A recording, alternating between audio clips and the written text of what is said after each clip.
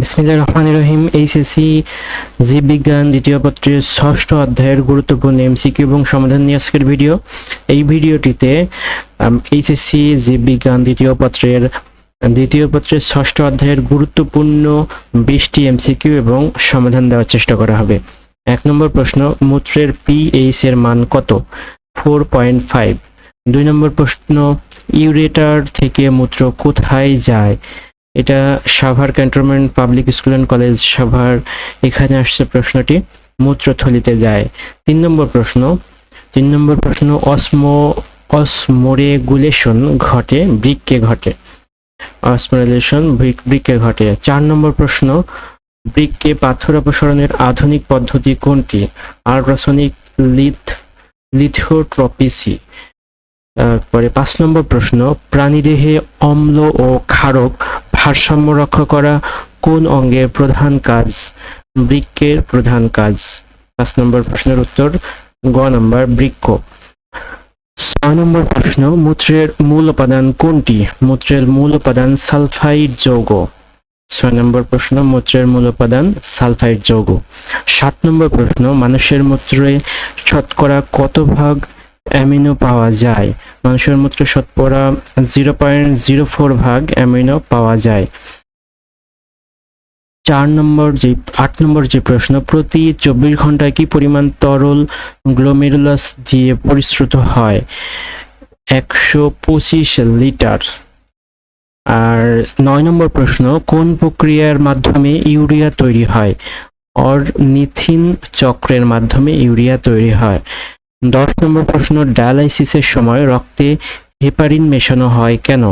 রক্ত জমাট না বাঁধার জন্য। 11 নম্বর প্রশ্ন, নেফ্রনে অ্যামিবার মতো পা যুক্ত কোষকে কি বলে? পোডোসাইট বলে। 12 নম্বর প্রশ্ন, ডায়ালাইসিস কত প্রকার? ডায়ালাইসিস 2 প্রকার। 13 নম্বর প্রশ্ন, মূত্রের পিএইচ কত? মূত্রের পিএইচ 6.5। 14 নম্বর প্রশ্ন, এই প্রশ্নটা নিয়ে একটু কনফিউশন রয়েছে, আমি এটাকে একটু মার্ক করে রাখি। আর আকস্মিক বৃদ্ধ অকেজো হওয়ার কারণ কি? আচ্ছা, এই প্রশ্নটার উত্তরটা আমি দেখি এখনই বের করতে পারি কিনা। আমি সরাসরি গুগল থেকে দেখি মূত্রের পিএইচ এর মান কত। মূত্রের পিএইচ এর মান 5.0 থেকে 6.5 পর্যন্ত, অর্থাৎ মূত্রের পিএইচ এর মান 5 থেকে 6.5 পর্যন্ত। তো বিভিন্ন পরীক্ষাতে আমরা দেখে থাকি যে মূত্রের পিএইচ 4.5 থেকে বেশি হয়, 8 পর্যন্ত যায়। তো এখানে আমরা দেখি মূত্রের পিএইচ 4.5 থেকে 8.0। এখন এই উত্তরটাতে দেখি, এখানে হচ্ছে 5.5 রয়েছে, 6.5 রয়েছে, 7.5 রয়েছে, 8.5 রয়েছে। তো উপরে একটি প্রশ্ন, সম্ভবত 1 নম্বর যে প্রশ্নটি ছিল মূত্রের পিএইচ, সেখানে 4.5 দেওয়া হয়েছে। তো এই উত্তরটা নিয়ে একটু কনফিউশন রয়েছে, আমি এখানে মার্ক করে রাখি। আমি গুগল থেকে যে উত্তরটি দেখলাম সেখানে দেওয়া রয়েছে মূত্রের পিএইচ একটা ফিক্সড মান দেওয়া হয়নি, একটা মানে যে মানটি দেওয়া রয়েছে, যেমন 5 থেকে কত পর্যন্ত দেওয়া রয়েছে? 6.5 পর্যন্ত। তো এখান থেকে আমরা ফিক্সড মান দেখতে পাচ্ছি না। তো তার মানে আমি যে দুটো উত্তরই সঠিক হতে পারে, 5.5 হতে পারে, 6.5 হতে পারে। পরের প্রশ্নটি দেখি, 14 নম্বর প্রশ্ন, আকস্মিক বৃদ্ধ অকেজো হওয়ার কারণ কি? ডায়রিয়া। 15 নম্বর প্রশ্ন, বৃক্কে পাথর হলে কোনটি হয়? প্রস্রাবে বাধার সৃষ্টি হয়। আর হেনলির লুপের দৈর্ঘ্য কত মিলিমিটার? 20 মিলিলিটার।